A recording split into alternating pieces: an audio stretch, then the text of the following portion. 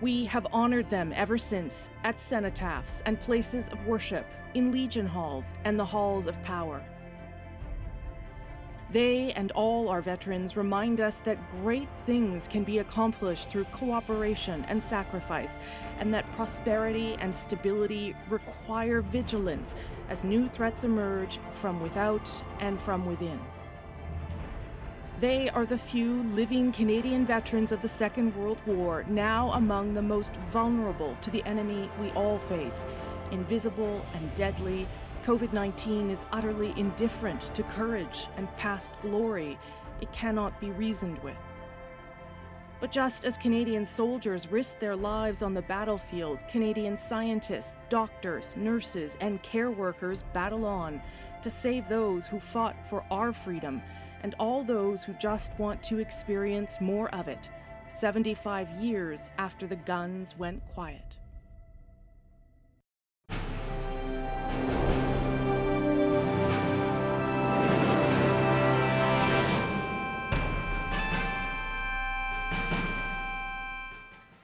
Hello there, and welcome to the nation's capital here in Ottawa. You are looking at the War Memorial, the cenotaph here in the middle of downtown Ottawa. I'm Rosemary Barton here, joining you from Ottawa. Nice to see you on this Remembrance Day. Such a strange Remembrance Day, like so many other things that we are all experiencing this year. First of all, the weather. Usually here it's freezing cold. There's a lot of snow and shivering. Today it's a pretty balmy 17, 18 degrees in Ottawa. The last of the good weather here we are expecting in Eastern Canada. But we also, you can see around us, are missing so many people who would normally turn out for Remembrance Day in the thousands. The crowd that gathers here around the War Memorial is usually 35,000 people strong. Today, the Legion, the Royal Canadian Legion, and Ottawa Police have told people to simply stay home and watch it from home because of the pandemic. And also the people that would normally be the special invited guests, so many of them veterans, so many of them vulnerable to this pandemic, are also not going to be as present as usual. There will be around 100 people here, around 100 invited guests. Obviously, some of the people you would expect to see, the Prime Minister, the Governor General, the Chief of the Defence Staff. But for instance, the Minister of National Defence, Harjit Sajjan, has also been told not to attend. So things are going to look unusual, but that doesn't mean that this day should not be used to remember, as we always do. So we'll do our very best to honor those who have served, those who have died, and be sure to bring some of those moments to you at home as you pay tribute to those Canadians as well. We have a number of people who are going to help us with our coverage today throughout the country, where everyone's trying to remember as best they can. 3 reporters, Hannah Thibodeau, who is always here on Remembrance Day for us in Ottawa and has some special stories of veterans that we've met over the years that she will bring us. Chris O'Neill Yates is in St. John's, Newfoundland, where celebrations, remembrances are already underway. And Tashana Reid is in Etobicoke. She's at a school where children too are paying remembrance. I'm going to start with, I think, Chris O'Neill Yates. Is that right? Yes, Chris O'Neill Yates in St. John's, Newfoundland, to give us a sense of how things are unfolding there. And I guess a little bit different maybe, Chris, because you have the Atlantic bubble, which is allowing people to be a little more protected and perhaps have fewer restrictions than we are experiencing here. Well, Rosie, you know, I've come here so many years and it's so different this year, but even despite the Atlantic bubble, officials this year were telling people to stay home. Our ceremony just finished a couple of minutes ago, and people were asked just to come out on their balcony, out on their doorstep, to put poppies in their windows, but to stay home. And, you know, we see the veterans who come here every year. They're dwindling in numbers, but they come here. Absent this year, a very unusual Remembrance Day ceremony here. The Premier came and laid a wreath, and a number of officials from the Legion and other organizations, but a very scaled down event here today. But nevertheless, people felt it was important to remember. Okay, Chris O'Neill Yates in St. John's, Newfoundland today. Thank you for that. We will check back with you. Good to see some people out and able to get out. Again, as I said here, so different given that it is virtually empty in the streets around me here in downtown Ottawa. Let's go to Tashana Reed in Toronto. She's at an elementary school where kids, which is always nice to see, kids are being taught how to remember and why it's so important, Tashana. That's right, Rosie. I mean, for many schools, Remembrance Day means special assemblies and events that would invite community members inside the school as well as veterans. But due to COVID-19, of course, that's just not happening this year. However, many schools have decided to do virtual events, and they're still finding ways to commemorate and honor Remembrance Day. I'm at David Hornell Public School, and this is a school in Toronto's West End, and it's named after Flight Lieutenant David Hornell. He was a flying ace in World War II, and he was flying an aircraft in 1944 that was shot at by a German submarine. And though his aircraft was badly damaged, he managed to sink that U-boat. And so he received a Victoria Cross as well. This school was named after him in 1961. So the students here have a very special connection to his story, but each year come out to commemorate the service of men and women in this country and honor Remembrance Day. So we'll be hearing from them. They'll be sharing poems. They also created this poppy field behind me. Kindergarten students did that, and they'll be laying a wreath this morning, so we'll be hearing from them soon. Okay, that's Rosie? lovely. Thanks, Tashana. Appreciate that. And Hannah Thibodeau here is down near the War Memorial, a little stone's throw from where I am, Hannah. And I know we've already talked about it before we went on air. It's such a strange kind of day for us when we're normally surrounded with veterans, certainly, but also just people wanting to come out and commemorate others. Yeah, absolutely. It's a really weird feeling here today, and it actually breaks my heart a little bit that we can't be surrounded by those really special dignitaries that I have a chance to speak to face every year, the Second World War veterans. And of course, there are about 22,000 still alive in Canada. However, we won't be seeing them here on site, and that of course is because of safety reasons, because of COVID-19 and the pandemic. However, we still have some stories to share with you and some really special moments, because Rosie, it wouldn't be as special without having just those special moments with those Second World War veterans. So stick around for that, but also a lot of other people will have a chance to speak with about this ceremony and what it means to them today. Okay, Hannah, we're looking forward to all of that. Thank you very much. As I said, a different kind of day, but we'll try not to dwell on the strangeness of the pandemic, because in some ways it is what we are all used to right now. We will try to focus, obviously, on the reason we are here and who we are trying to remember. But let me remind you where we are in Ottawa right now. This is the National War Memorial, originally built to mark Canada's sacrifice in the First World War. The two bronze figures sitting atop the granite arch, peace and freedom. Marching through the archway, 22 sculptures representing the Canadians who have answered the call to serve. And directly in front lies the Tomb of the Unknown Soldier, a poignant reminder of the 116,000 men and women who fought and died for their country. Over the years, the memorial has been rededicated to honor all Canadians who have served in times of war: the Boer War, the Second World War, the Korean War of the 1950s, and the decade-long mission in Afghanistan. All right, just to remind you what the War Memorial is and exactly who we are commemorating today, not only those still serving, those who have served, but also those who lost their lives in the various conflicts where the Canadian military, men and women served. And as he does every year, our friend Tim Cook, historian at the Canadian War Museum, author of I don't know how many books now, Tim, many books about the different conflicts. Normally, Tim, you'd be down here with me, chilly, but helping me with our coverage. Today you're at the War Memorial because we too are keeping physically distant, which is kind of nice because you've got a beautiful backdrop there at the War Memorial as well. War Museum, the War Museum as well. Tell me what you are thinking about on this Remembrance Day after seeing some of these pictures that we're sharing of how things look today.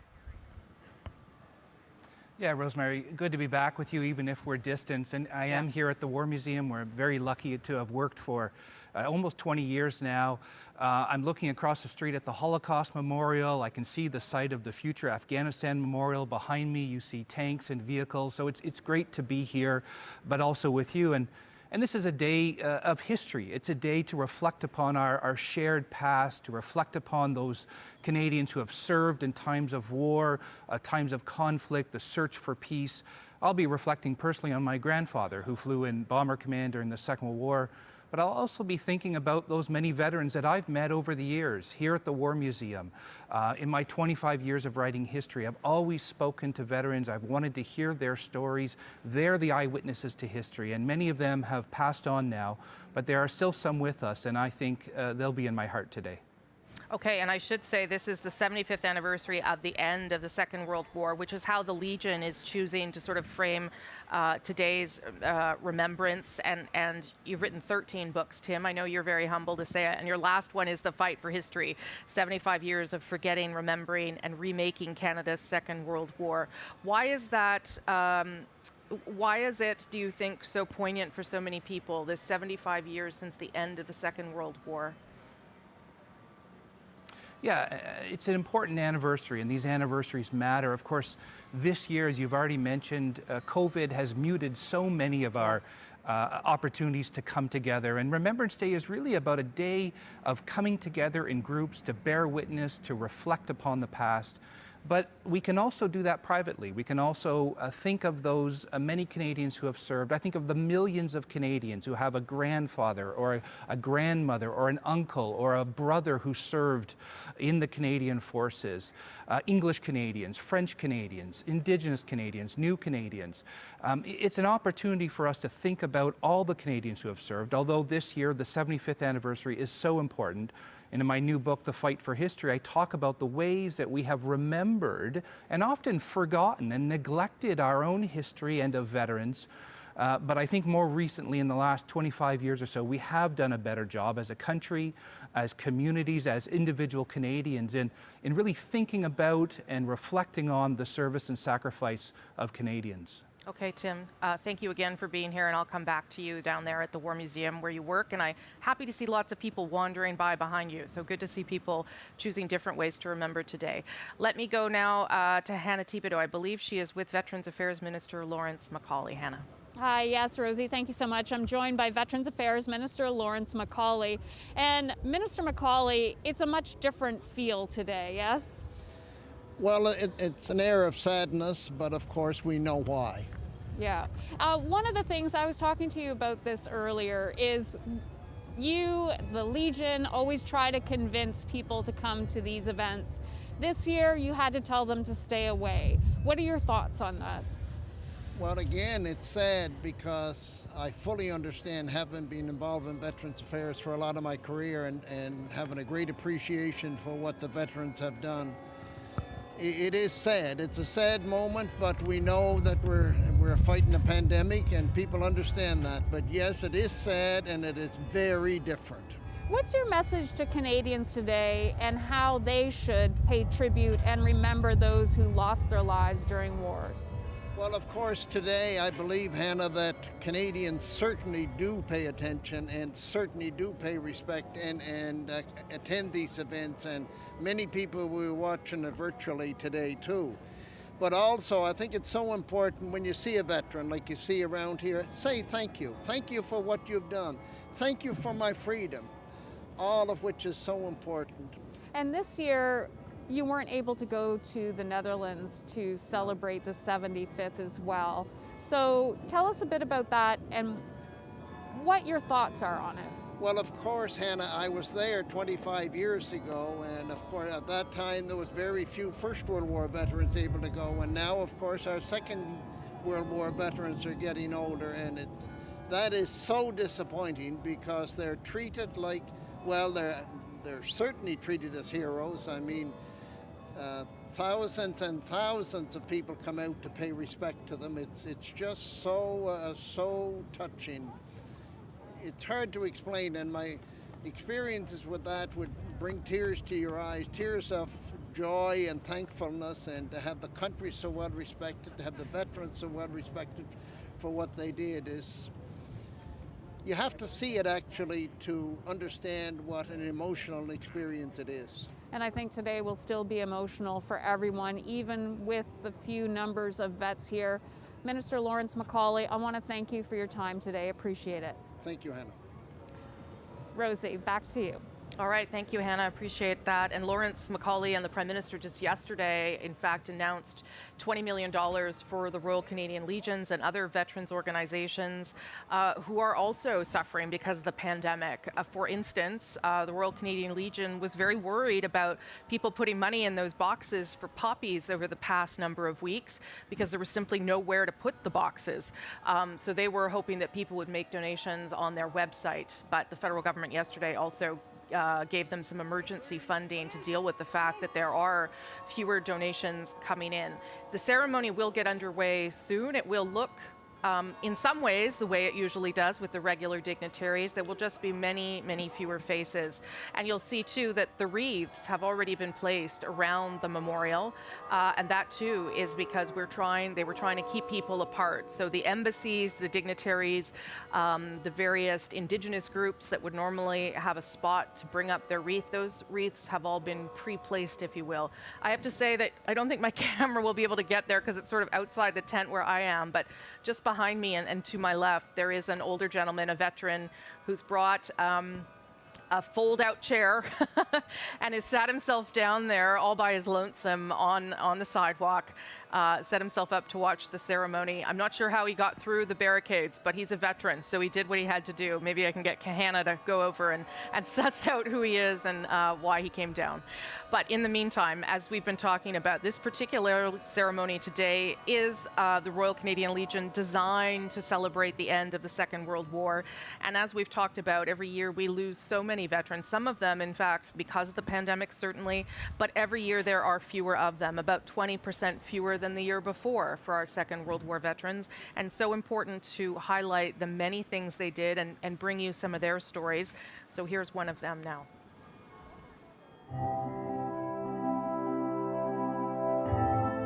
My dad was born in Newfoundland.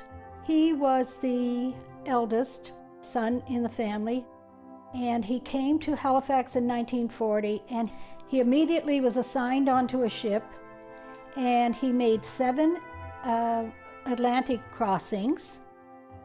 He saw a lot of ships blown up.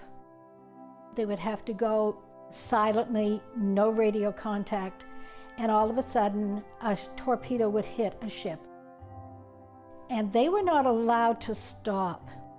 He would speak sort of quietly about the men that would be in the water and not being able to help them. There's lots of things people never knew about the war. They didn't know how serious things were. When the war was over first, they didn't want to talk about it. It was too sad. It was too, I don't know what he meant by it, but he said we just couldn't open up. It took us years to really tell the stories. He was very interested in serving Canada. And so when you think of someone unselfishly serving and giving their lives for a country to be free, then you know that it is our duty to remember those people. From the first time I met Norman, I thought he was such a gentleman, and he was such a caring person. Last Christmas, he wasn't feeling well, but he wanted to buy me a watch. And I said, oh, don't worry about it, I'll get one sometime.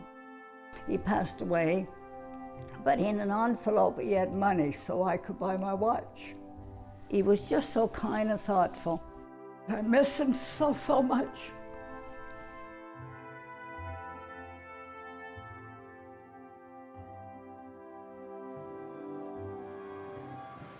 Well, someone should have warned me how emotional that would be. That's a really touching story, and we will bring you more of those stories throughout, of course, the morning as we bring you The special different coverage of Remembrance Day today. There you see, this is the thing, I think the only band that we will see today, because that too has been scaled back, the parades, the bands, and the military presence. You'll see everybody doing what they're supposed to do, staying 2 meters apart, even in the band.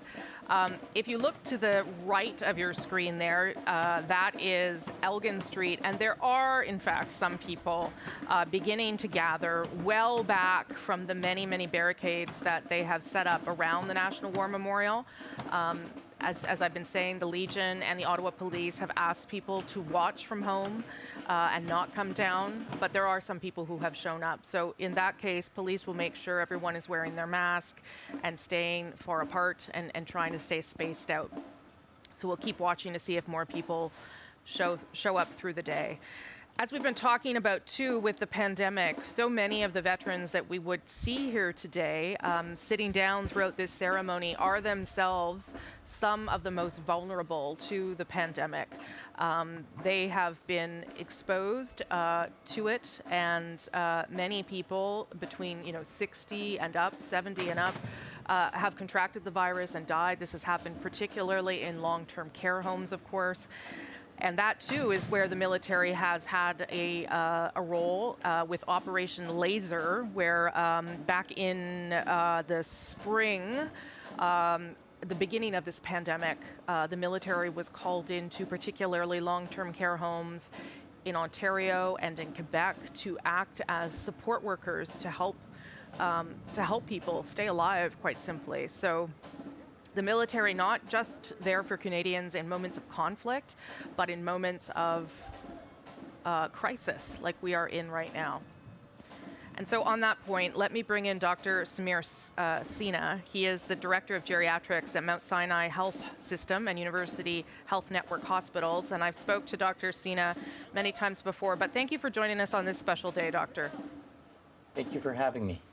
So as I said, we're not going to have a lot of veterans down here, unfortunately, this year. And the reason is because they are a vulnerable population. Those Second World War vets who are much older now, that would probably be dangerous to their health. Just give us your thoughts on that. Yeah, COVID-19 has not been a virus that's been friendly to older Canadians. In fact, that of our first 10,000 people who died so far, 97% of them have been Canadians 60 and older.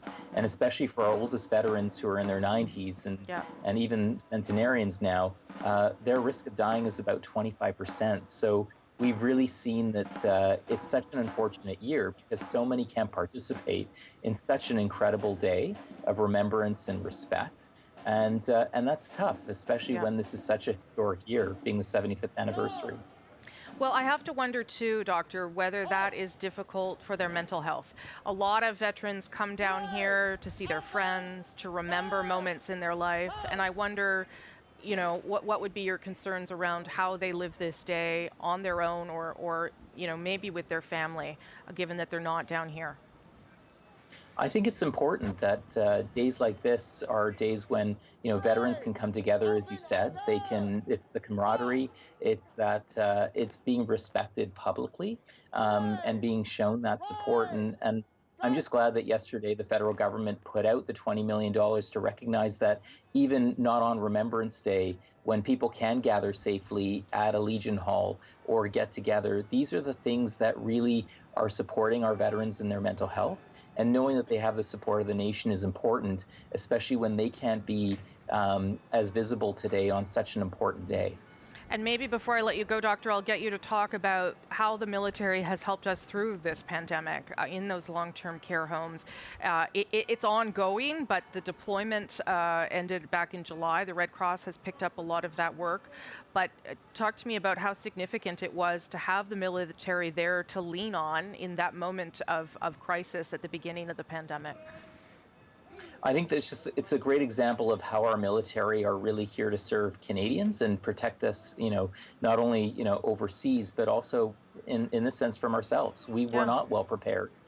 We had homes that were absolutely in crisis. We had people who were veterans and non-veterans whose lives were at risk.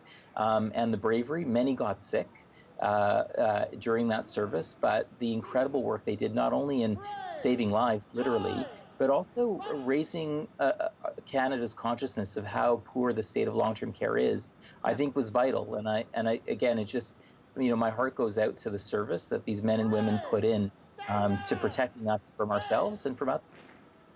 Dr. Samir Sina, always good to talk to you, but perhaps particularly today to bring us that important context in terms of what we're living. Thank you very much, sir. Appreciate it. Thank you. And I'll just remind people that, as the doctor suggested there, many of the Canadian forces also made sacrifices with their own health. 355 Canadian Forces members contracted the virus.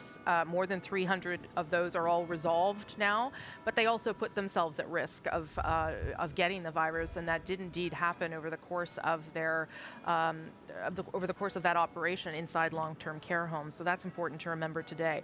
Also important to remember today is the many different conflicts that we have participated in, sacrificed for, that many people have helped other nations and other people in these conflicts. So just wanted to give you a sense of the wars and operations in which we have participated and that we are remembering today.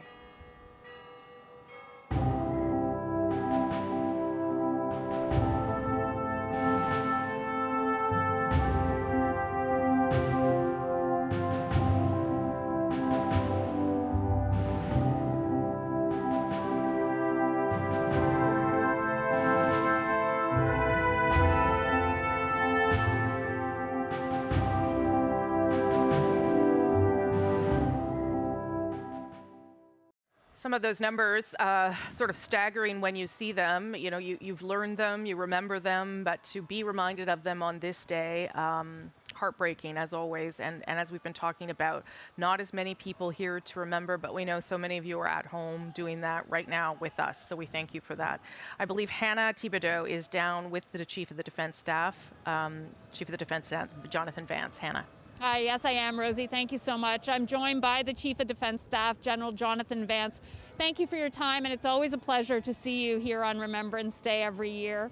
Thanks, Hannah. I want to talk about the fact there's a different type of battle that some of the Canadian forces were put into this year, going into seniors' homes.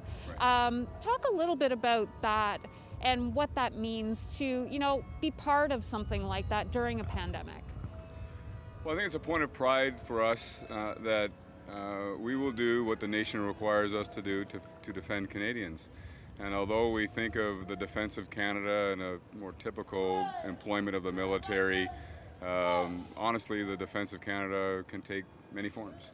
And a pandemic is something that needs to be defended against, and we took that role as a function of the government asking us to do so, and I'm proud of that.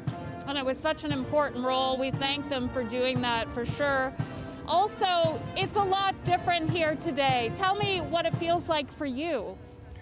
Well, it's certainly a little bit odd not to have all of the people downtown, but I'm grateful for that as we protect ourselves against the spread of the pandemic.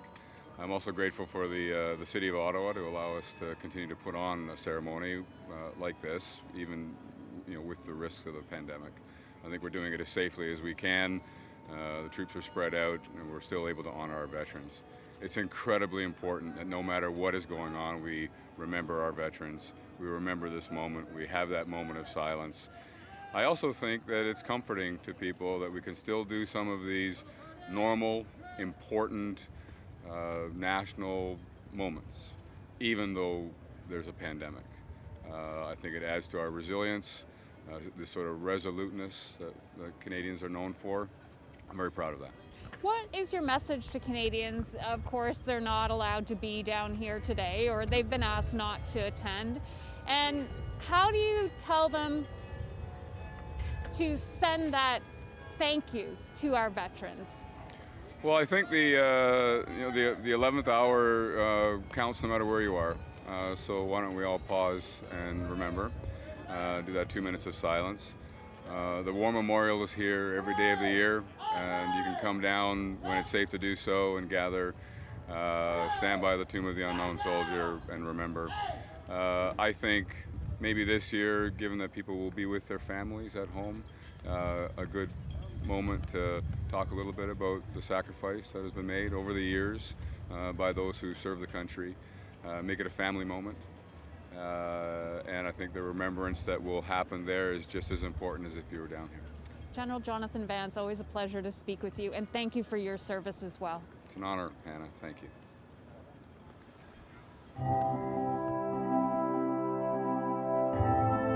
My grandfather enlisted with the British Royal Navy in 1939. He was 21 years old. I think he felt that joining the war was the right thing to do. After the bombing of Pearl Harbor, he was deployed on the HMS Exeter for the Battle of the Java Sea. His ship was torpedoed. He hung on to a piece of wreckage from that ship, was in the sea for 20 hours. He told me that in the water that people were getting eaten by sharks. People drowned out there. It's amazing, he said, that people remained hopeful. People remained positive. He said they sat in the water and they sang "Roll Out the Barrel." He was prisoner of war for 3 years. He was seen by his commander making shoes out of old tires, and the commander thought that was great, moved him to a different area, prisoner of war camp in Macassar, where he made shoes for the Japanese. And I think that saved his life. He believes it saved his life. I feel very proud of him, and sometimes I feel very bad because I know he went through so much, and a lot of the soldiers went through so much. I've seen pictures of him, I've seen his old uniforms, and it makes me happy to see that he worked really hard to make this a better world. There's no day in my life when I don't think about him. I just want to make sure his memory stays here in my heart, and it always will. I just want people to know he was a very kind man. He loved his family beyond anything in life. He loved God more than anything in life, and he loved his country.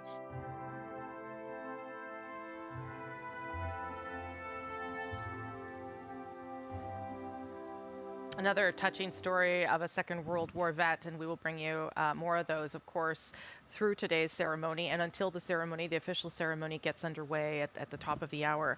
Just wanted to also remind you that the Chief of the Defence Staff, General Vance, has announced his retirement. He's been the Chief of the Defence Staff for 5 years. He's been serving, I think now, for 39 years in the military. So this is his last Remembrance Day in that role. The government has yet to announce a replacement for General Vance, but this will be undoubtedly his last Remembrance Day here, honoring veterans and the service of his members as well. So important to remember that and to pay tribute to him for his service over those many, many years. I think we're now going to go to St. John's, Newfoundland. Chris O'Neill Yates, who might have a guest, if I'm right. Chris, over to you. Yes, Rosie, I'm with Derek Windsor. He's here today, and Derek is holding a photograph of his father, Private Harold Windsor, who served 7 years in the Korean War. Derek, how was this ceremony today different than other years? Well, I mean, with not having a whole, thousands of people here, and I just felt I wanted him to experience just another ceremony, so that's why I brought his pictures and his medals here with us today. And I know social distance is important, but I really felt it important to remember him today. Definitely a smaller crowd. How did it feel for you today with this scaled-down version of Remembrance Day commemorations? I think it was, given the circumstances, it was appropriate, but I really hope that we're able to get back to some sort of normal, that we can bring all of the youth back down here so they can remember, because whether it's 100 years from World War I or 60 for the Korean conflict, it's really important that we're here as a group, as citizens, to make sure that we remember. Okay, and that's Derek Windsor. His father, Private Harold Windsor, passed away in 2011 at the age of 79. He served 3 years in the Korean War. Rosie, back to you. And for your guests' memories as well. Appreciate that. It is a hard day. I must say it feels a little more poignant, a little more emotional than other Remembrance Days because of all the stress that we are all under and the ways that we are forced to do things differently, including remember. As we've been saying, this year does mark the 75th anniversary of the Second World War, and you might remember this special moment 2 years ago in Parliament. I sure do. Dutch feel a deep connection with the people of Canada, and with good reason. A reason that is embodied by one man who helped liberate the Netherlands from Nazi occupation, Mr. Don White. I will admit that I shed a couple of tears when I watched that moment. That is the Dutch Prime Minister praising Don White for his service in the Netherlands in 1945. Mr. White was supposed to have been traveling to the Netherlands back in April. He was to be a guest of honor for the 75th anniversary of the liberation of the Netherlands. But of course, again there, COVID-19 forced the cancellation of those events. But we did speak to him in his home in Oshawa, Ontario. And I hope he's watching today. Here's how he thinks about Remembrance Day and why it's so important to him. Over to you, Mr. White. My name is Don White. I was a trooper in the Royal Canadian Dragoons. I served from 1941 to 1946. Remembrance Day is quite dear to me because it gives me a chance to pay my respects to those that I left behind. On a normal Remembrance year, we would be going down to the Cenotaph in Oshawa, participating in the service there. And I'd like to say that for the last few years, it's been most gratifying because there's been huge crowds. I just can't say enough that we should always be thankful for those that did serve and for the job we did do. I'd like to pass my words on to this pandemic that we're going through now, and I encourage everybody to be positive. We will get over it, and maybe we can get back to normal, but don't give up. Keep thinking positive, and do what you're supposed to do to help curb as much as we possibly can. There's Don White giving us his thoughts and some good advice about how to deal with the pandemic. For goodness sakes, we should listen to Don after all he's been through. Let me go back to Tim Cook, who's our friend, our historian down at the War Museum, helping us from there today. Tim, I wanted to ask you about those kinds of words from veterans. You know, many people, you yourself, have talked or written about comparing the pandemic to the Second World War. The Prime Minister, for instance, talked about this being the biggest sort of civic mobilization since the Second World War. What do you make of those comparisons and why they are important? Thanks, Rosemary. Such powerful words from our veterans, and I'm just so moved today. It's a day of high emotion. It's also a day of history, reflecting back on the past. Think of the Second World War, 1.1 million Canadians who served in uniform. As you said, 1 in 10 Canadians, 3 million on the home front coming together in the industries, on the farms. Just an incredible contribution, fighting around the world in a cause that we believed in. And I think if we're looking for a historical analogy, it is not wrong to turn back to that period, 1939 to 1945, where Canadians came together to do something hard. English Canadians and French Canadians and Indigenous Canadians and New Canadians. They served, they made the sacrifice, they bled for victory. Some did not make it, many came home, and I think the impulse to come together, the impulse to do something hard together is applicable today. It's a different enemy, it's a different fight, and yet it is one where we still need to come together. Thank you for that, Tim. Thanks to you very much. I appreciate it. We'll be back to you, sir. I will say one of the things that COVID-19 has prevented me from doing this year is actually speaking to the Silver Cross mother. Usually I would travel to their home, as I did last year, and sit down and talk with the Silver Cross mother or the person who received the Silver Cross about their child, and that didn't get to happen this year, but fortunately my colleague Harry Forrestal, who is so good at these kinds of interviews too, did sit down with the Silver Cross mother, Debbie Sullivan. Here's part of that conversation now. Well, Debbie Sullivan, thank you for joining us today. Thank you very much, Harry. It's nice to meet you. We're in kind of an unusual location for an interview like this. We're in a school gym, clearly, and which helps with the need to be distant from one another for COVID. But there are other reasons to be here in this school. Can you explain why? Well, this school is named after my son, Christopher. It's the Chris Saunders Memorial Elementary. It's a pretty special place. What's it like for you coming here and seeing his name across the front of the building? It's surreal, is the only word. They live each and every day at the school by the Chris Code. The Chris Code is the name Chris as an acronym, and C stands for caring, H for honesty, R for respect, I for inclusion, and S for safety. When he set his mind to the military, how surprised were you by that? I wasn't surprised, and he's actually the one that inspired me to join the military, and I did. So. You joined after Chris? After Chris, that's right. Why? Because I also wanted an adventure. I wanted to try something different.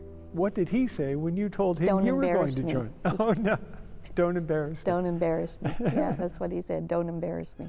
Here is Peter Mansbridge. Good evening. An emergency in the North Atlantic has turned into a tragedy. A Canadian sailor has died after a fire on board one of the country's newly acquired submarines. Today, it cost Lieutenant Chris Saunders his life. A battered boat in a brutal sea. This was HMCS Chicoutimi today. The biggest controversy that was going on immediately following was why Christopher wasn't evacuated off the submarine right away. And all I could see was the news footage of that submarine in the high seas just going back and forth in the water. So they did get him evacuated off along with some of his crewmates that were injured as quickly as they possibly could. But I also know,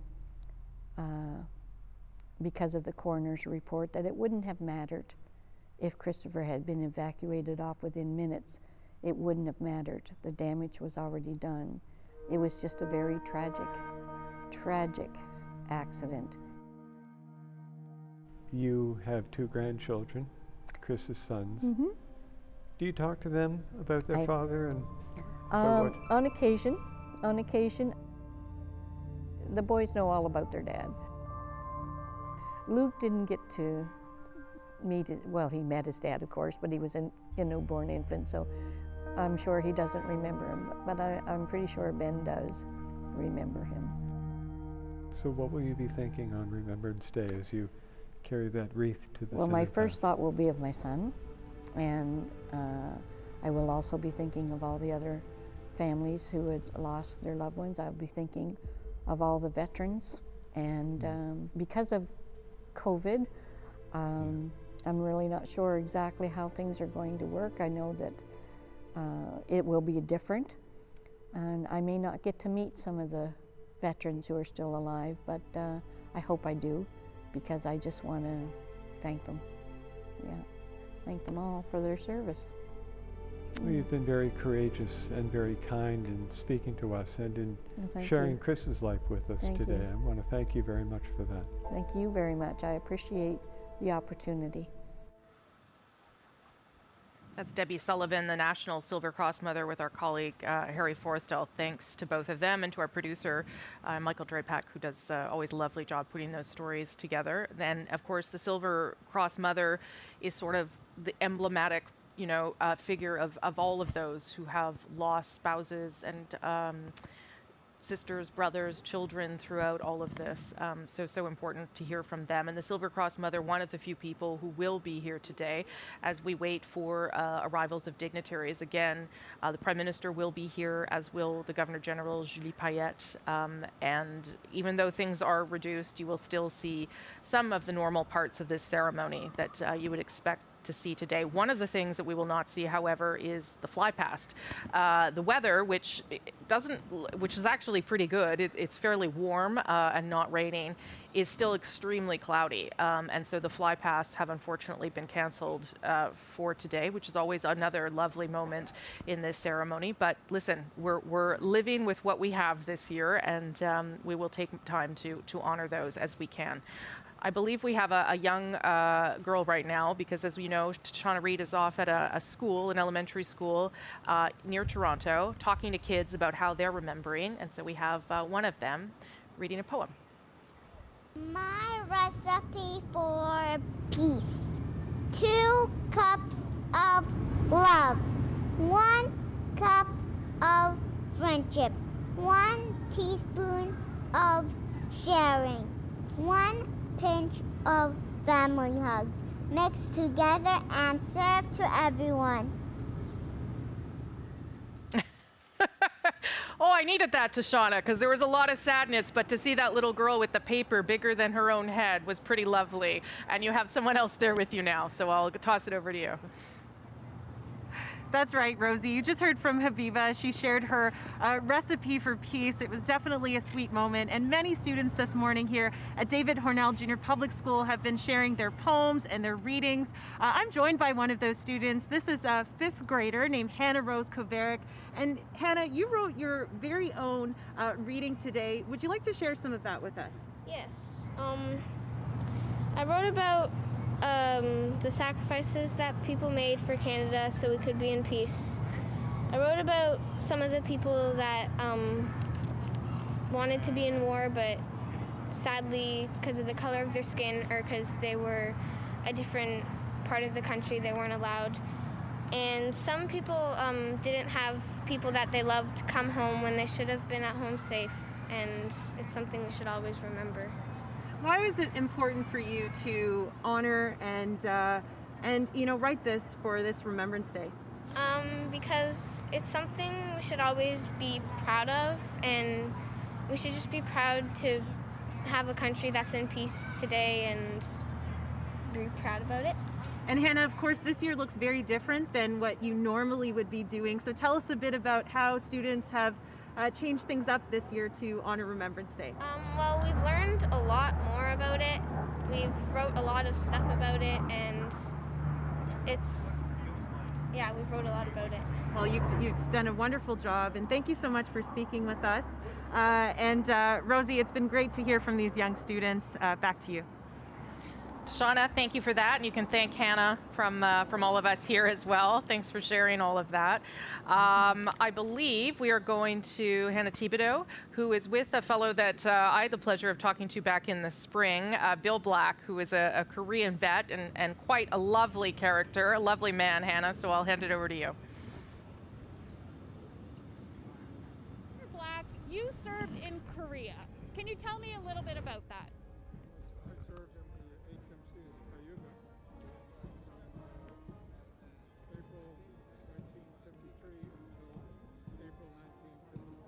And you were in the engine room, correct? I was in the engine room department, yes. That must have been scary. Well, I was running the boilers and the engines in the gear room, running the evaporators to make fresh water. And we were in 3 watches. That meant we were 4 hours on and 8 hours off. All the time we were at sea.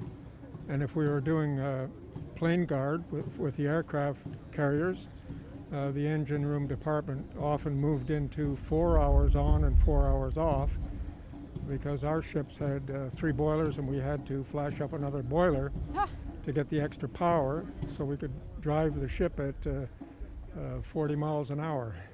Wow. So, was it scary being down below and not able to see what was happening? No. It was our life down below. Life down below. Yes. What is it like to attend this service today? Well, it's very significant from the point of view. My father served in the Second World War as a D-Day Dodger during the Italian campaign. Wow. So I go back quite a distance into veterans organizations, and I lost my Actually, it was my father's cousin was lost in a Halifax bomber. He was a tail gunner, and he's buried in Berlin. So I have this connection with my family and also my immediate family. My wife was pretty much instrumental in bringing up my 3 sons because I spent over 20 years at sea in submarines and in surface ships. What do you think about in the moment of silence? The moment of silence, for me, it gives me a time to reflect, and that's when I go back in time and think about our men who served in the Second World War and our losses in Korea. So I'm thinking about our soldiers, sailors, and airmen who serve. That's what the minute or 2 minute silence is for me. I take that time to reflect on it. Bill Black, I want to thank you for your time and thank you for your service. Well, thank you indeed. Thank you, Hannah. Thank you. Rosie, back to you. All right, Hannah, thank you for that, and thanks to Bill Black. When I talked to Bill back in the spring, he was very sad because so many veterans were planning to head over to Korea again for the 70th anniversary of the end of that war. And Canadian veterans are so well loved in Korea as well. More than 26,000 of them serving in that conflict. More than 500 lost their lives. And Bill spoke very passionately about the relationship that Canadian veterans had with people in Korea. There now is the arrival of the Silver Cross mother, Debbie Sullivan. She has arrived after the Prime Minister. You may have seen there on your screen the Prime Minister and his wife, Sophie Gregoire Trudeau, and we are now awaiting the Governor General, Julie Payette. And as we await the arrival of the Governor General, let me bring back Tim Cook down at the War Museum to talk maybe a little bit about the Korean War here, Tim, because I was struck by, I've heard a lot about the Canadian veterans' relationship after the Second World War with the Netherlands and different places. But I have to say, when I talked to Bill Black back in the spring, I was struck with how close that attachment is between Canadian veterans and Korea as well. It seems like wherever we go, we forge these special relationships during conflicts. Yeah, I think you're right, and our contributions during the Korean War were significant. From 1950 to 53, as you say, about 27,000 Canadians serving, 516 killed. We fought in the land war, in the air war, at sea, and we were fighting against communism. We were fighting against a northern Korean aggressor and China as well. And we often focus on Remembrance Day, on the Great War, on the Second World War. The Korean War veterans are sometimes forgotten, and I'm really pleased that you were able to speak to the veteran there, to hear his thoughts, his stories, so similar to other veterans. And it's really incumbent upon all of us, I think, all Canadians, to reflect upon that service and sacrifice. Mm-hmm. And again, too, we're just showing on the screen an average age of 88. And I mean, that is part of the story that we talk about every year, Tim, is how all of our veterans are getting older. And we do need to take these moments while we have them to thank them in person while we can. Yeah. I think that's important, what you've said there, thanking them in person. The 2 minutes of silence today is so powerful, so poignant, a time to reflect and to bear witness. But we should also make room to talk, to share stories, and to see those young children just a few minutes ago, the recipe for peace, or to talk about this day. That too is heartwarming. I mean, I think it's a day where it's steeped in history. It's about our veterans. It's about their families through the Silver Cross Mother, who is such a poignant symbol. But it's all about Canadians too. It's about conversations. It's about sharing our stories. It's about teaching our history. And I was very heartened to see those children talk about remembrance and commemoration in the thoughtful way that they did. Yeah. I mean, that's why you've written so many books, to make sure that we all remember all of these important moments, Tim. There is the Governor General, Julie Payette, decked out in full military uniform. She's, of course, the Commander-in-Chief of the Canadian Armed Forces. She's wearing a Navy uniform today, and she's allowed to do that because she is indeed the Commander-in-Chief of the Canadian Armed Forces. They're speaking with the Silver Cross Mother, Debbie Sullivan. This is the last dignitary to arrive at this scaled down version of Remembrance Day here. We will get to hear many of the songs and bits of performance that you would expect through the ceremony.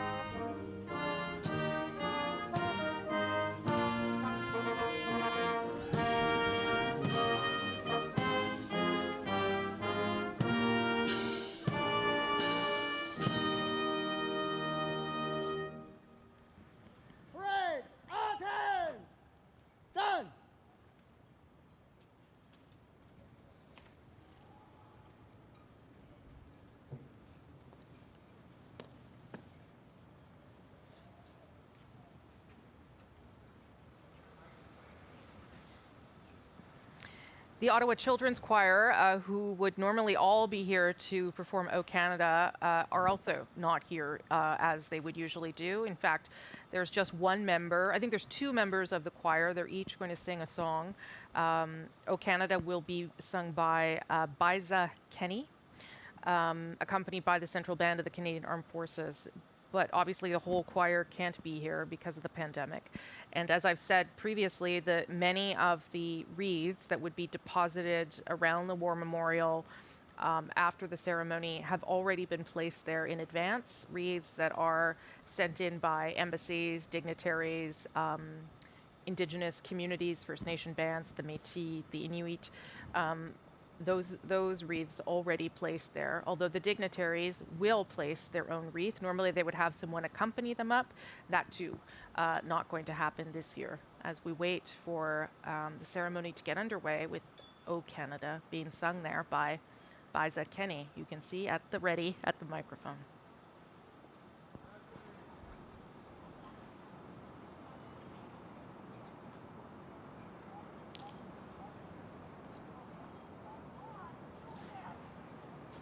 There are a few people here. I would say a few, maybe 75, maybe 100 to the right of me on Elgin Street. But most people have respected the wishes of the Legion. Ladies and gentlemen, to stay home and watch it from members home. of the Central Band of the Canadian Armed Forces and Biza Kenny of the Ottawa Children's Choir. Mesdames et messieurs, au Canada, avec des membres de la musique centrale des Forces armées canadiennes et Biza Kenny du Chœur des Enfants d'Ottawa.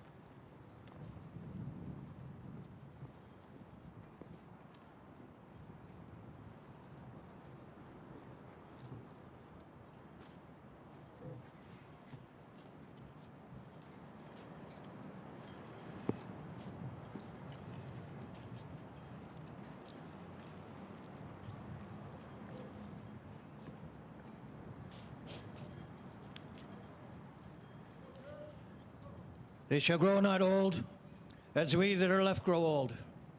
Age shall not weary them, nor the years condemn.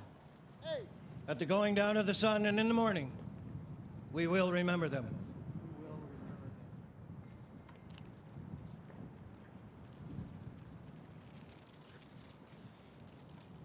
Ils ne vieilliront grow pas not comme old, nous qui leur as we avons survécu. that are left grow old. Ils ne connaîtront jamais Age shall not weary le them, poids des années. nor the years condemn. Quand viendra l'heure At the going down of the sun and in the morning, nous nous souviendrons d'eux. we will remember them.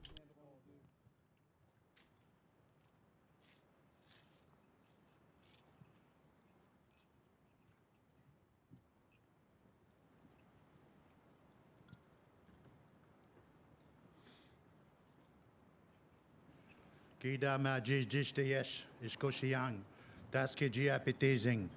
Kan kida kawita mozig, onje appetizuin. Asijis and toso, bebanakak, kiji pagi nimang. Apishpangishis mojes kijis, asijis kiji bawakak, kiga mami doni nimigam. Kiga noni domigam.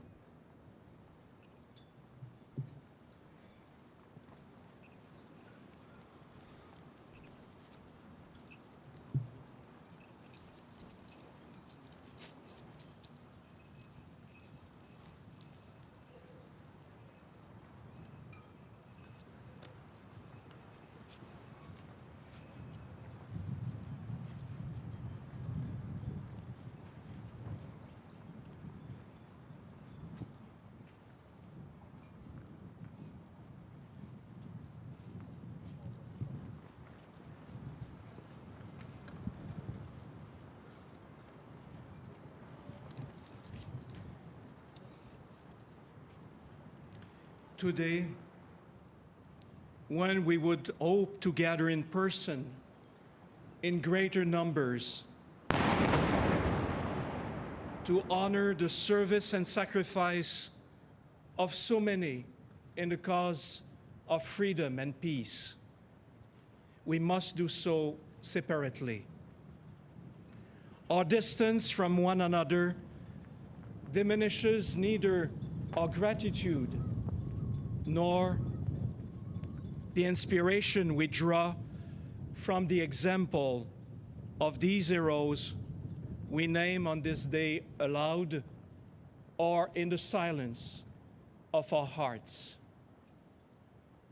Dans le respect des croyances Out of individuelles respect for individual et de la beliefs liberté de conscience de and chacun et the freedom chacune, of conscience of je every vous individual, invite I à now prendre un invite moment you to de take a recueillement. moment for personal reflection. Today, we give thanks for the men and women of every generation who have answered the call to serve our country at sea, on land, or in the air, at home or abroad.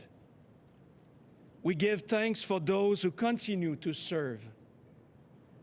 We do not take for granted the sacrifices made by those who lay down their lives for us.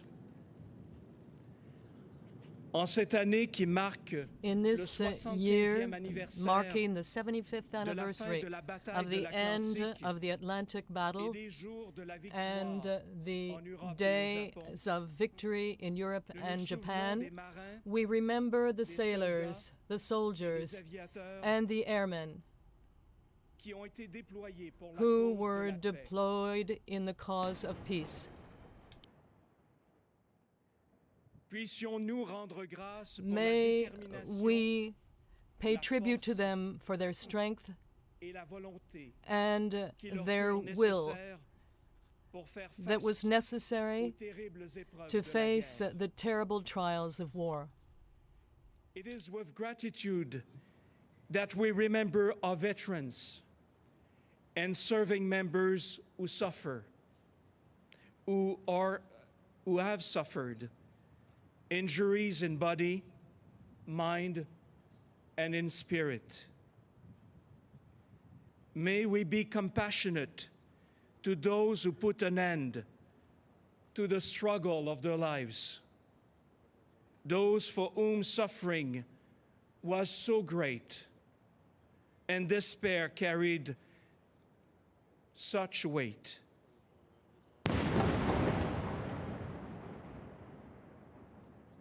That they were unable to find hope for the future. We remember them.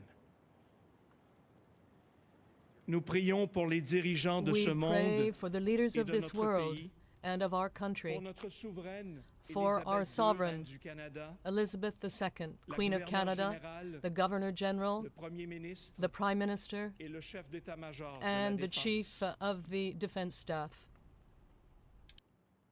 We gather to affirm with one another our determination to fight beliefs which divide us, racism, hateful attitudes,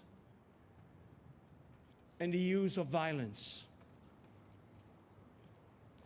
We seek to remove the barriers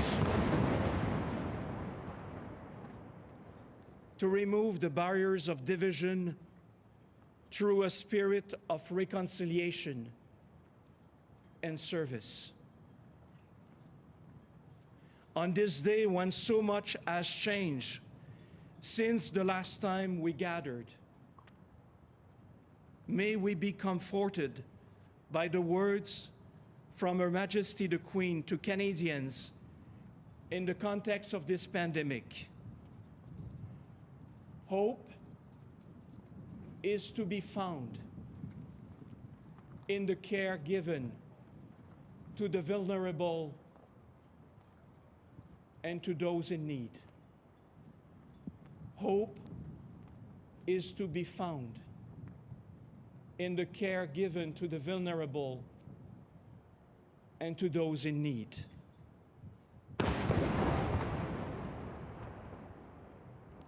May we find hope in the service and sacrifice made by those who offer themselves for the sake of others, because darkness of night always ends with the light of day. May this be so, and may we work to make it so. Amen.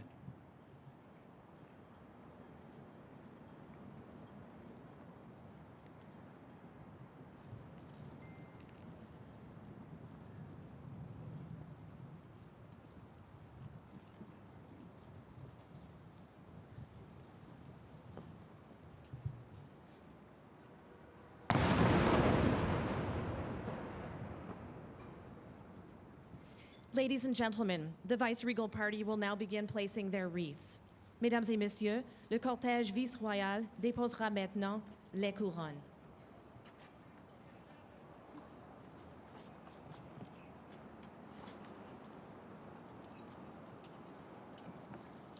The Governor General of Canada, Her Excellency, the Right Honourable Julie Payette. La Gouverneure Générale du Canada, Son Excellence, la Très Honorable Julie Payette.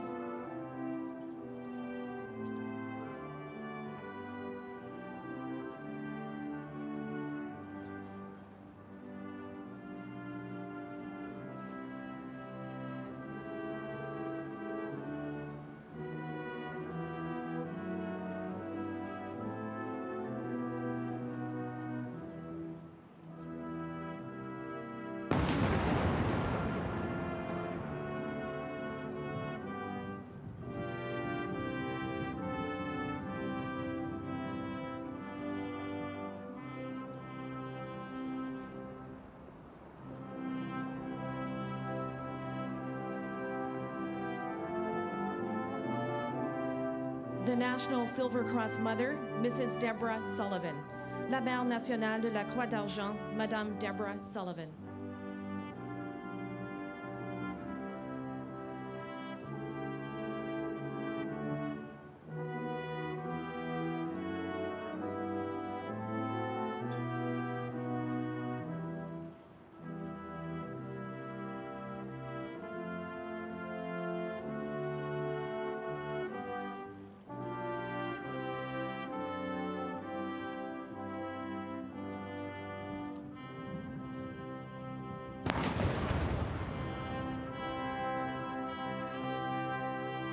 Representing the Government of Canada, our Prime Minister, the Right Honourable Justin Trudeau. Représentant le gouvernement du Canada, notre Premier ministre, le Très Honorable Justin Trudeau.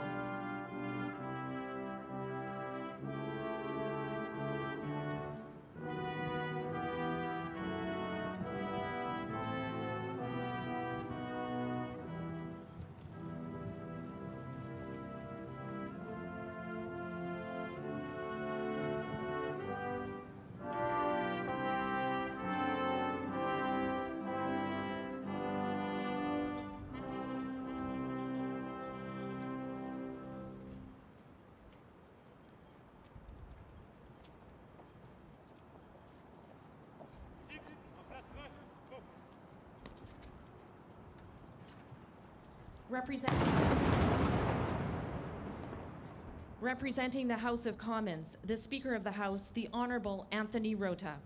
Représentant la Chambre des communes, le Président de la Chambre, l'Honorable Anthony Rota.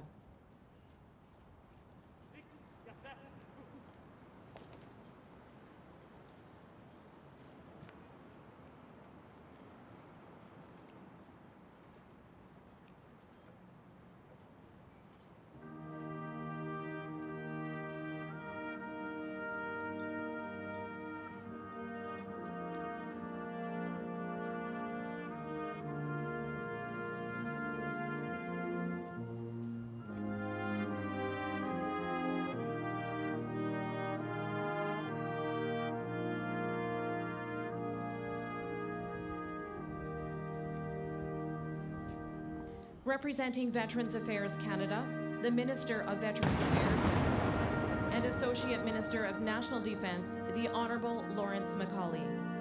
Représentant Anciens Combattants Canada, le ministre des Anciens Combattants et ministre associé de la Défense nationale, l'Honorable Lawrence Macaulay.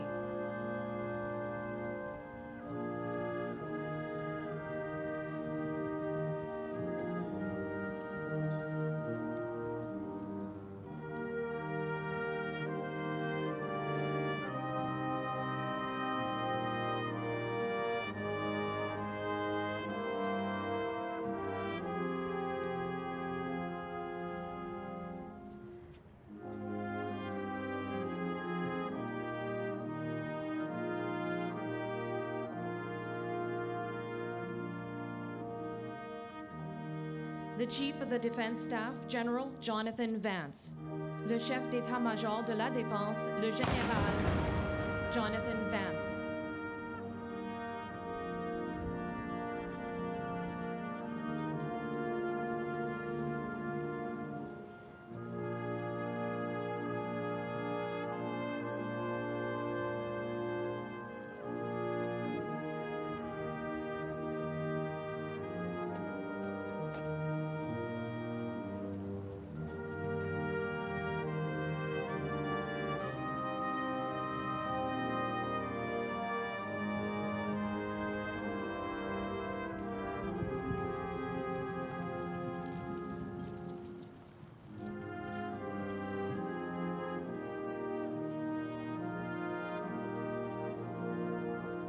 Representing the Youth of Canada, member of the Ottawa Children's Choir, Joshua Naveen.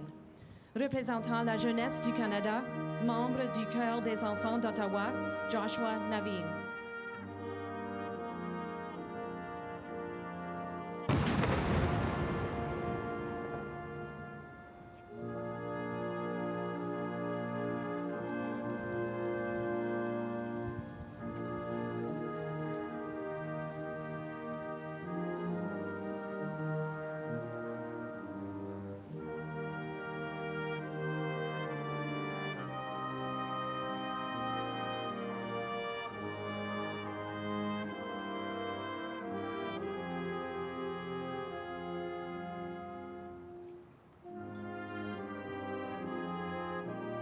The Dominion President of the Royal Canadian Legion, Mr. Thomas D. Irvin.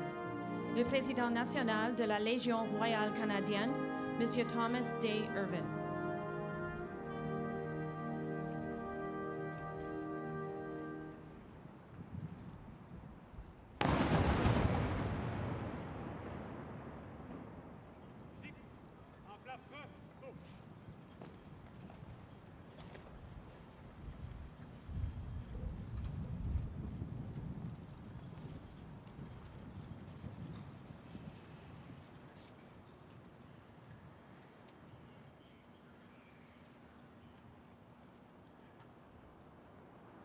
Representing the Dean of the Diplomatic Corps, the Ambassador of Honduras, Her Excellency Sofia Cerrato.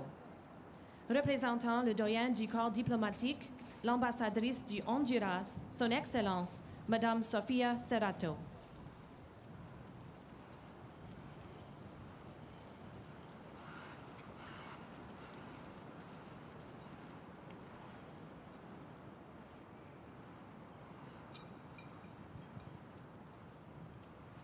We now invite the placement of additional wreaths. Nous invitons maintenant le placement des couronnes supplémentaires.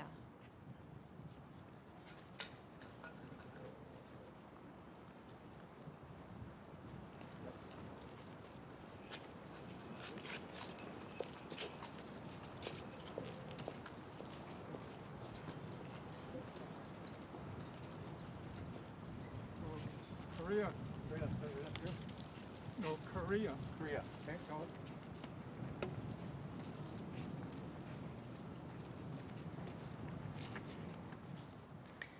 All right, now we have some other groups, about 30 or so veterans groups that have been allowed to ask to come and put down their own wreaths.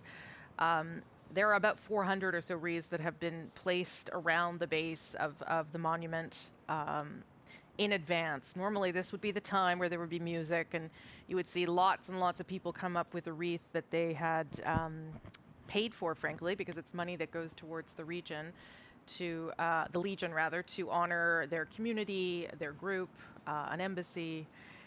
But today, because we are trying to keep everything safe, most of those wreaths have been laid in advance. So there's only a handful of people that were able to place it there in person.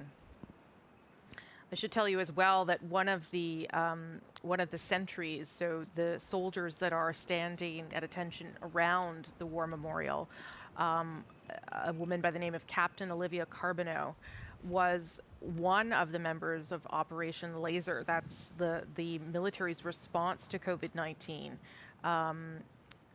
She is part of the Canadian Forces Health Services Group, a nursing officer, and she was given that honor to recognize what the military has done for the country during the pandemic as well. As we are awaiting the next part of the ceremony to get underway here, I will bring in, I believe we're waiting still for a benediction from the rabbi. I'll bring in Tim Cook, who's down at the War Museum, our historian and friend here at the CBC. I have to say, Tim, I was struck by parts of the prayer that were offered today because they recognize so much the moment we are in the world and in this country. And there was one quote that really stood out for me where we were asked to find hope in the caregivers and the vulnerable and those in need, and to find hope in the service of the people helping. Because I think one of the things that the pandemic has shown us, and I'll get you to reflect on this as a historian, is how much service still needs to be valued more, I would say, and how important it is to all of us. Yeah, Rosie, what a powerful talk from the Chaplain General to remind us of so much, I thought, the service and sacrifice, the hope, the need to care for the vulnerable, a reflection, obviously, of the time that we are in now with COVID. And I think Remembrance Day is such a powerful day. It reflects the society that spawns it. I mean, of course, it's a day of history, first marked in 1919 as Armistice Day. That generation didn't have to be told lest we forget. They understood the Great War, the sacrifice made by Canadians and Newfoundlanders. But as we moved on through the Second World War into the 50s, 60s, and 70s, we lost some of that ability to know and to understand. We as Canadians didn't do a great job in telling our stories and reflecting on the service and sacrifice. And I think that's changed more recently, and again, reflecting the war in Afghanistan, which really I think shook Canadians, as you know so well, reporting on it for 10 years or longer, a reflection of that Canada is always committed to world peace, to bringing help and hope.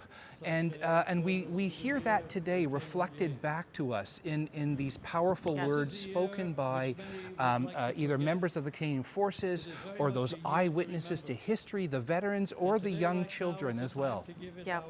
All right, Tim, I'll let the rabbi take over briefly and I'll come back to you. We remember with renewed appreciation and gratitude the supreme sacrifice that so many Canadians made and were ready to make at sea, on land, in the air.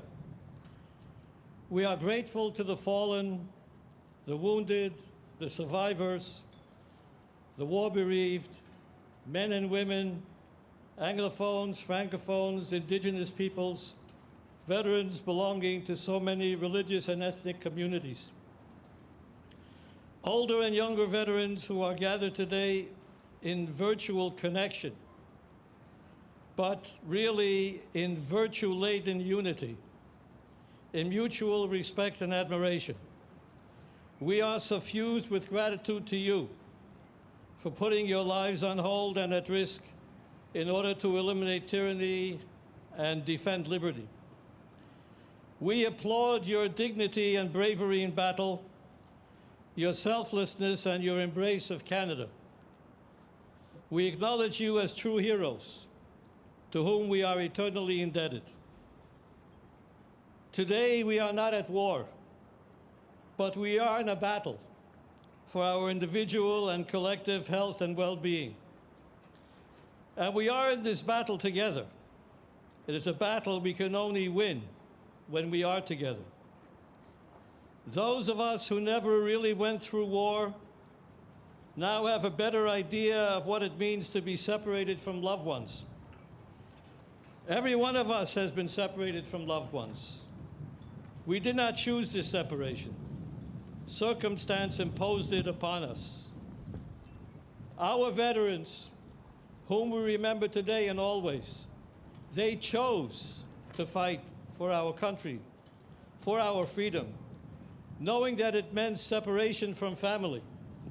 In many tragic cases, a permanent separation. In war, one often confronts an enemy you cannot see, an enemy in camouflage. It takes teamwork to overcome such enemies. We know that it takes teamwork to win our COVID-19 battle. When care facilities were short-staffed, whom did we call? Our soldiers. And who responded without hesitation, without being deterred by the potential dangers they faced? Our soldiers. And who once again delivered in a time of national crisis? Our soldiers. Who joined the front line against COVID-19 shoulder to shoulder with our heroic healthcare workers? Yes, our soldiers. Profoundly embedded in our collective memory on this unique Remembrance Day is the unflinching devotion of our veterans, a devotion that lives vibrantly in the hearts of us Canadians. Today we give tangible meaning to the declaration in our national anthem that we will stand on guard for thee, literally for every thee. We remember today in a way unlike previous years, because today, whether or not we realize, we are all soldiers in battle, each with a defined role on Team Canada. That role in general is to save lives by acting responsibly, by following the model of selflessness and devotion set by our veterans. Let us continue to make Canada worthy of their ongoing dedication and sacrifice, a country defined by respect, harmony, inclusion, responsibility, and kindness to all. God bless our veterans. God bless our troops. God bless all those who stand on guard, all champions of peace, safety, security, and tranquility. God bless Canada. Amen.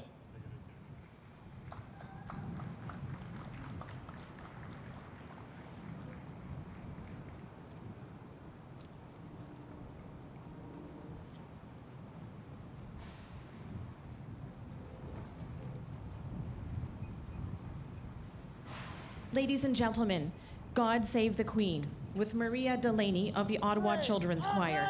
And to mark the 75th anniversary of the end of the Second World War, a vintage aircraft flypast will conclude the ceremony. Mesdames et Messieurs, que Dieu protège la reine, avec Maria Delaney, du Chœur des Enfants d'Ottawa. Et pour marquer le 75e anniversaire de la fin de la Seconde Guerre mondiale, un défilé aérien d'avions d'époque conclura la cérémonie.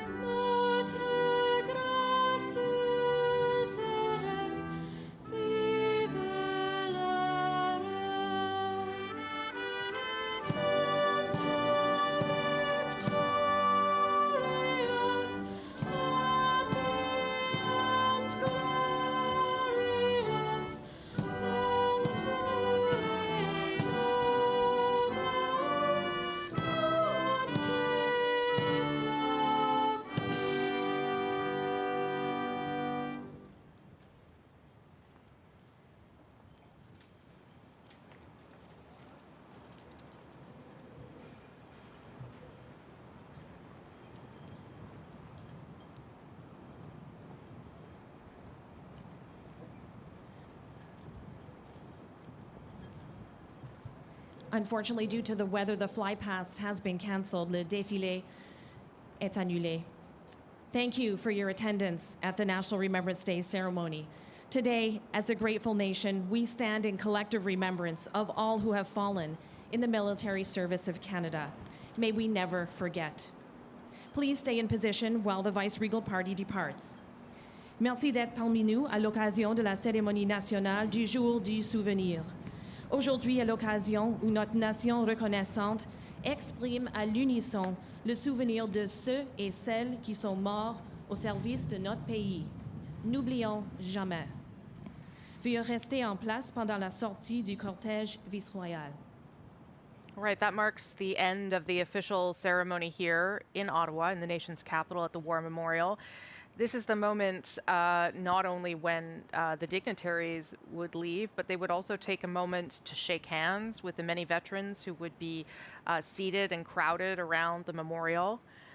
Obviously, that won't happen this year. I should tell you Finally, that on each evening over the past 2 weeks during this year's National Poppy Campaign, the Royal Canadian Legion Dominion Command has been honored to present its virtual Poppy Draw. It can be seen on the backdrop of the Peace Tower on Parliament Hill. So I should tell you that there are some people still here, even though they were discouraged from coming. There are some people on Spark Street, which is runs parallel to the War Memorial. There are some people on Elgin. There are some people sort of behind the War Memorial up onto Parliament Hill, but not a lot of people. And here too, the Governor General speaking briefly with some representatives that would have been invited, but very, very limited in numbers because of the times that we are in, obviously.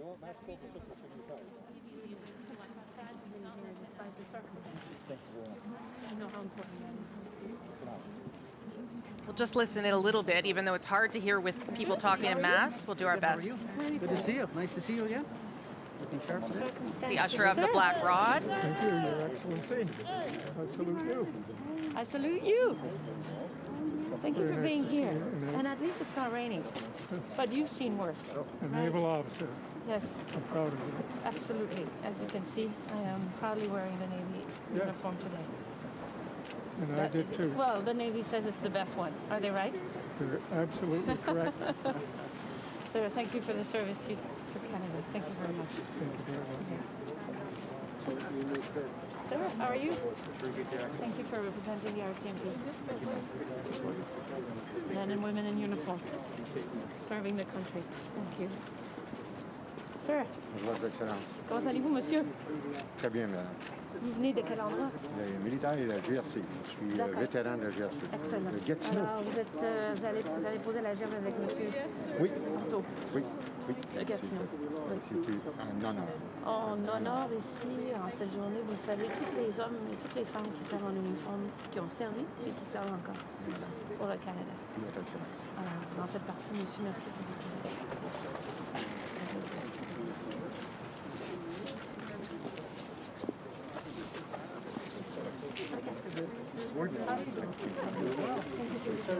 Thank you very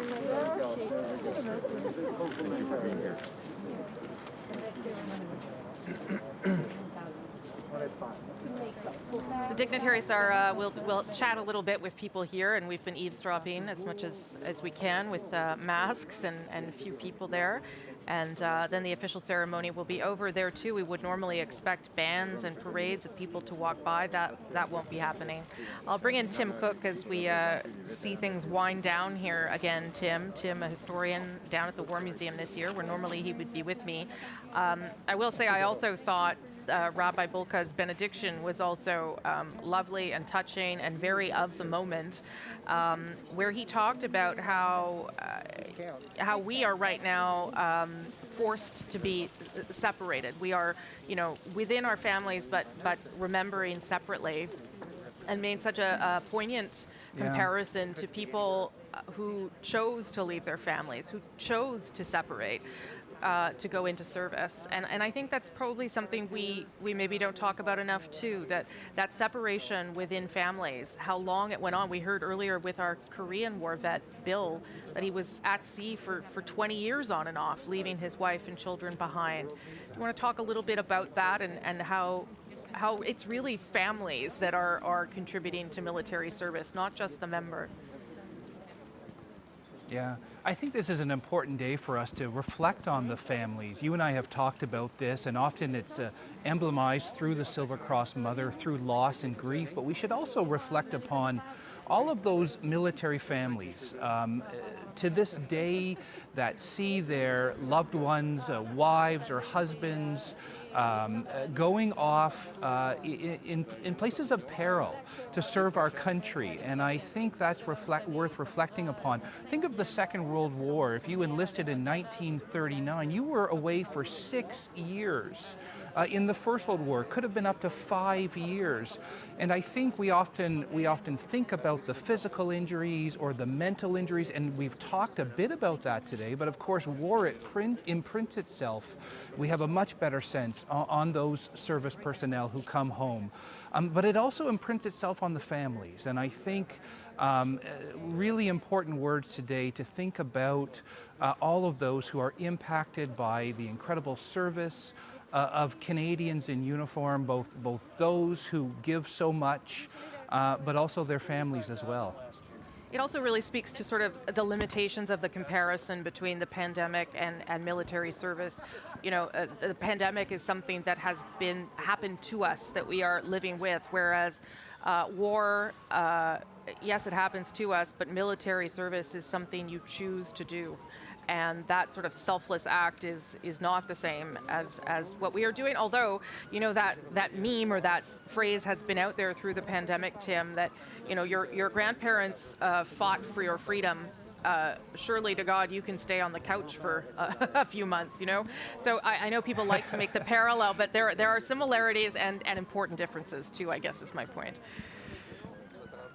Yeah, I think there are, and one of the interesting elements, I think, of the previous pandemic in 1919 that killed 50,000 Canadians, just a shocking figure, and that's from a country of 8 million, is how little we remembered that pandemic.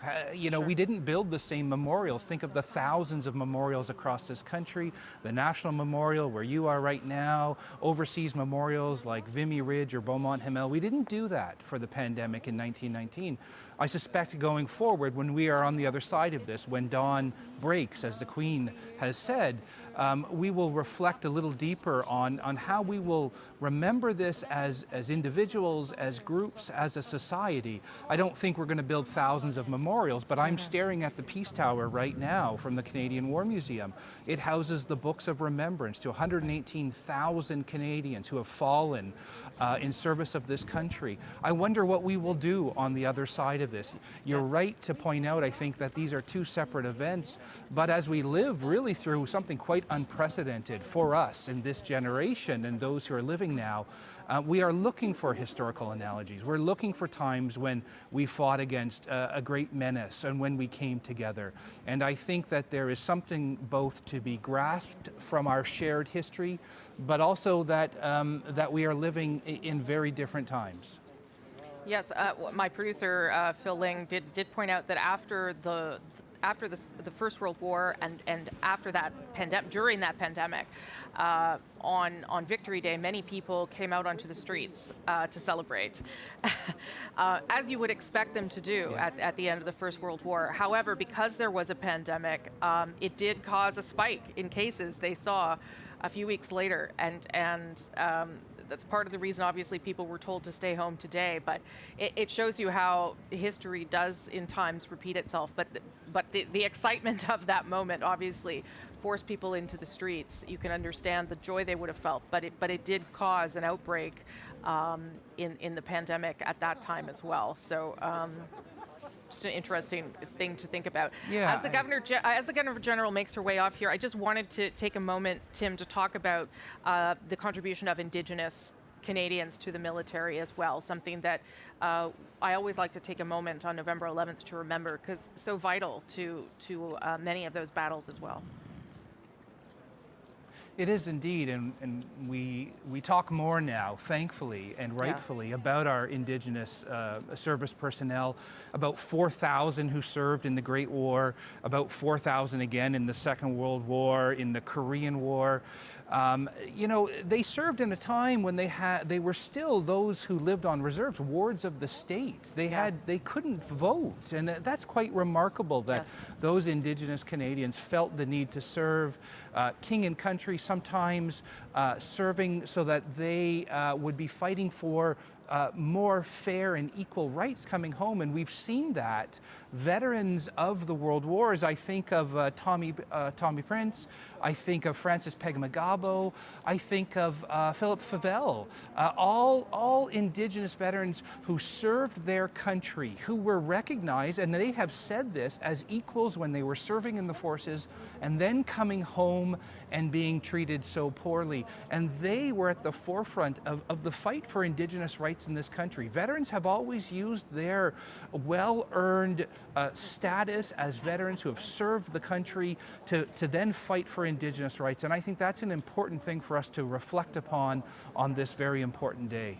It sure is, Tim. Thank you. I will come back to you. As we've been doing throughout this ceremony, though, because it's really to, in many ways, also mark the end of the Second World War, and we lose so many of those veterans every year, so many. As time goes on, we want to bring you another story of one veteran who we lost.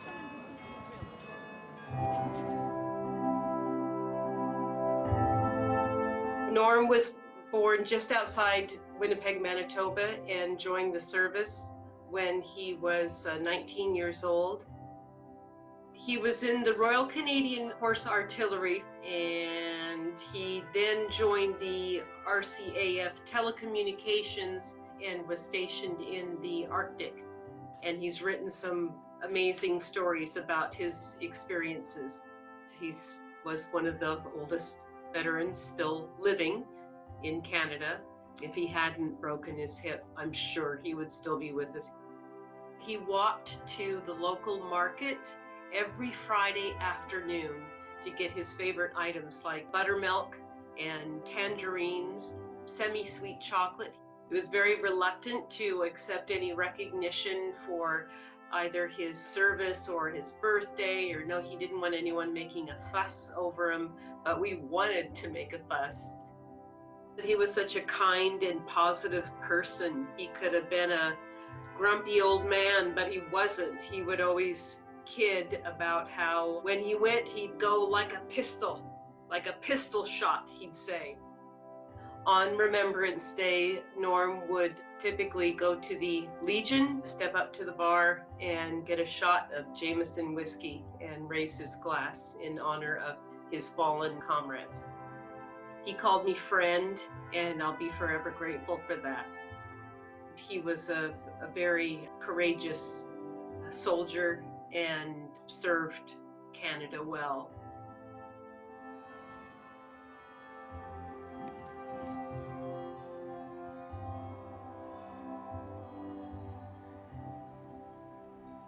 Another beautiful story of one of our Second World War veterans who we have lost, and you see the ages, right? 107 years old, many of them getting up now into their 90s, hundreds, and that's why we are losing so many so quickly. And Hannah Thibodeau did speak to, well, I'll be honest, probably one of our favorite veterans, Hannah, because we just think he's kind of fantastic, and it was his birthday. And I'll let you tell people more and then share his story with everyone. Yeah, absolutely. He is one of our favorites. His name is Robert Spencer. We had a chance to speak with him last year, and he's been coming to these events for years, and he'd be marching in that parade you would see right now that actually isn't taking place. But yes, I did speak with him earlier this week for his 100th birthday. For more than 20 years, Robert Spencer attended the National Remembrance Ceremony in Ottawa to mark the war that defined his life. I think it's very important. It's part of our history and it governs our future. Now there is another important event that defines him. What would you say in your 100 years is your biggest memory? Oh, God. Today. Why? Well, it's a great celebration, and everybody's so nice. Happy birthday! Thank you from the Netherlands. A parade for Spencer, who turned 100 on November 9th. Thank you. Love you. A man who fought on the battlefields of France, Belgium, Holland, and Germany as a part of the 15th Canadian Field Regiment of the Royal Canadian Artillery. Former Chief of Defence Staff General Walt Natinchuk, members of Spencer's former regiment, family, and friends held a socially distanced celebration. Explain to people what it's like to be 100.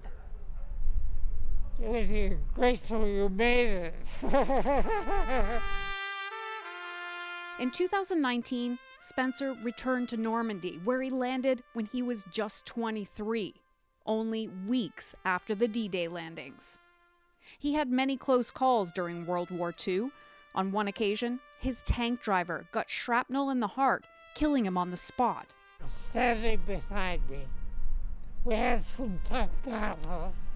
That was a tough time, but you had a job to do, and you did it. For the first time in over 20 years, he isn't at the National War Memorial. Very disappointing. Every year I've gone to the War Memorial.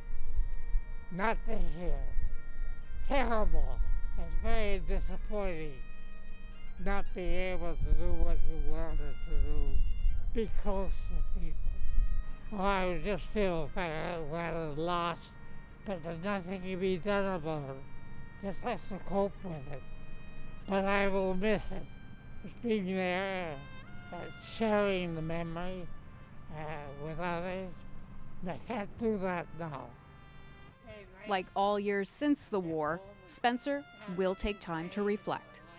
I'll be thinking of the time past, people we lost, and the whole experience. What do you want people to know about Robert Spencer?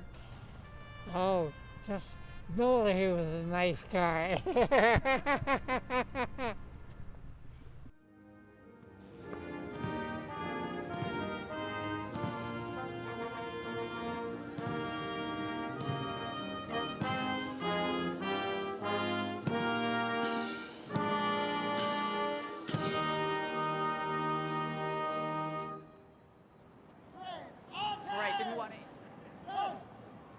but just a beautiful piece from Hannah. Hannah, thank you so much for that. Robert Spencer, 100 years old. I feel like he'll be back next year, Hannah, and I gotta say, he's a bit of a flirt, which might be part of the reason we love him. So, Mr. Spencer, if you're watching, hope you're here next year, and stay well until then.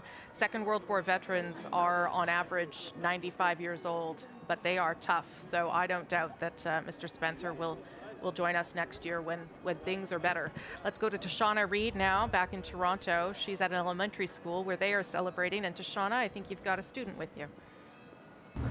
Rosie, I'm here at David Hornell Junior Public School, where this morning we've been hearing from students who have written poems and special readings. And I'm joined by Lensa Ali, who is a 5th grade student here, and she wrote a piece in honor of Remembrance Day. Lensa, can you share what you wrote? Sure. We should remember the people that served our country. They lost so many things like family, friends, health, and freedom. We should be thankful for all the unforgettable things they did. They will never get back what they lost, but that's why we remember those who fought for us and sacrificed for us. They are the heroes of Canada. They will never be forgotten. And Lensa, why was it important for you to write this piece? Because I especially like Remembrance Day because I like remembering people who made this world safer for me. And this year is very different than, normally what you'd be doing. So how have you and other students been able to honor those who've served this country? We take a moment of silence separately at our desk, making sure we don't get close to each other, and we wear our masks. That's right. And you've shared a lot of pieces. We've seen the poppies behind us as well. So what message do you have for Canadian veterans who are watching from home? Thank you so much for making this world safer and helping those who are hurt. And thank you. Thank you, Lensa. We really appreciate it. Thank you. All right, Rosie, back to you. Thanks to Shauna, and big thanks to Lensa. That's not easy to do, and it was a beautiful poem. I'm sure lots of veterans watching will appreciate how much she understands what today is about. I mentioned earlier in the broadcast there was a gentleman with a folding chair sitting beside me, a veteran who had snuck past the barricades. I think Hannah has managed to snag him, and I'll toss things over to Hannah. Yeah, thanks, Rosie, and I'm glad you had those eagle eyes because we don't want to miss out on a veteran. It broke my heart. I saw George Slade sitting way over by Rosie, but you felt it was important to come down here today.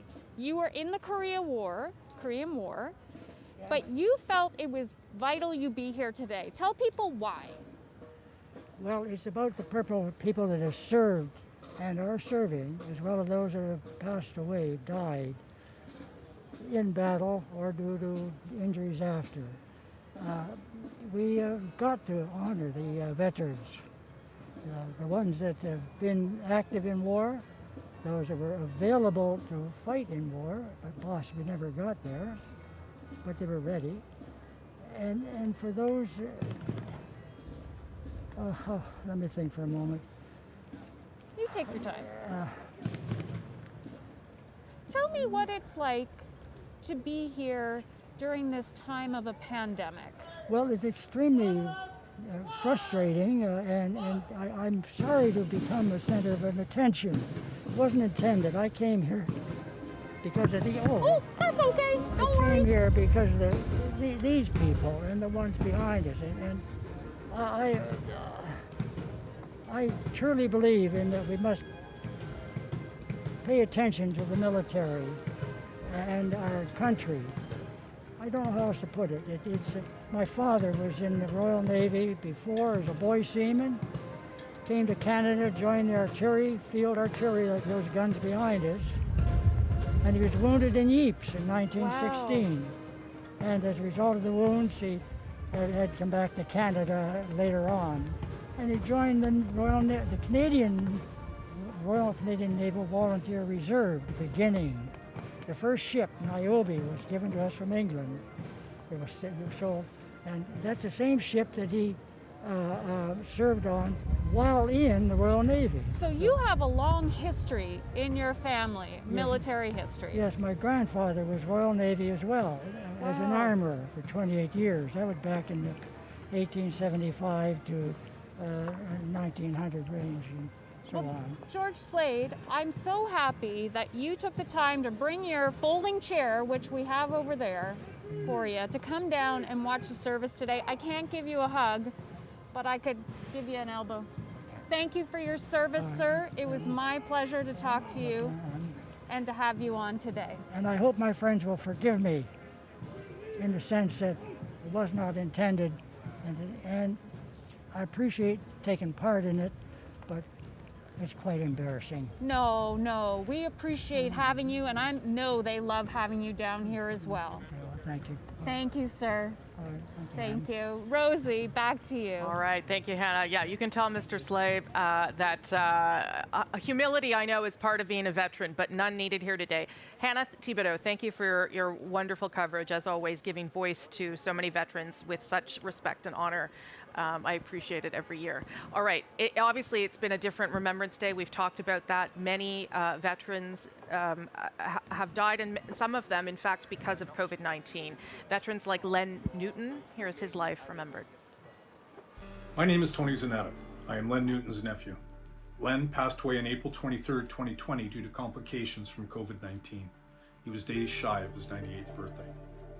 He was a veteran of World War II, a Vancouver fireman for 34 years, and 41 years retired with the love of his life, my Aunt Charlotte.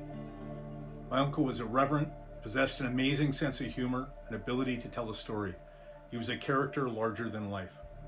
He was stoic yet sensitive and truly cared about people. He was modest and gentle, yet he possessed the steel of an honest man. He was born in Vancouver in 1922.